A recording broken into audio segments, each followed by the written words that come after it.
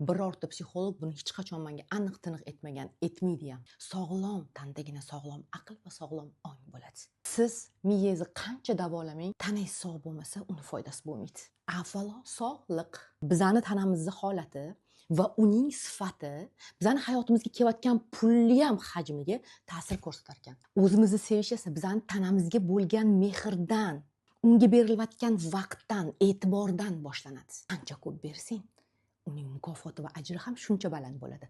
Ishoning, bu 100%. Tana sog'lom bo'lmasa, kundalik hayotda kelayotgan stresslarga ham, sportga ham, intizomga ham, tonglarda voqli turish ham yokida 5 vaqt ibodatlarimizni qo'rquvdan emas, sokinlik bilan, muhabbatdan ado etish ham, 10 ming qadam yurishchi ham hayotimizga joriy qilish qiyin bo'ladi. Shunchaki tanamizni kuchi yetmas ekan bizani xohishlarimizga bo'ysunishga. Tana stress oladi ortiqcha bosimdan.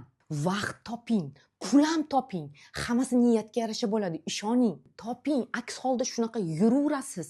Ishoning, hayotingizda hech narsa o'zgarmaydi toki siz o'zgartirmasangiz o'zingizni. Oylik daromadingiz $1000 bo'lsa, $1000ligicha qolib ketaveradi.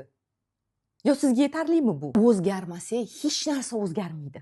Ortiqcha pul kelib qolsa ham mabodo chiqib ketaveradi har xil taraflarga. O'zini ehtiyot qilmagandan baraka ham qochadi. Har xil mayda-chuda qiyinchiliklar, urushlar, janjallar, sporlar, tushunmovchiliklar. Siz o'ylaysiz nimadan bo'ladi? Da, sinov bu. Yo'q, afsuski adashdingiz. Bu sizni o'zingizga bo'lgan munosabatingiz xolos. Bilasizmi? Bizani tanamiz Yaratganning bizga bergan omonati. Sog'liqqa ahamiyat bermaslik esa aynan o'sha omonatga xiyonat qilish. Tanani ham zakoti bor.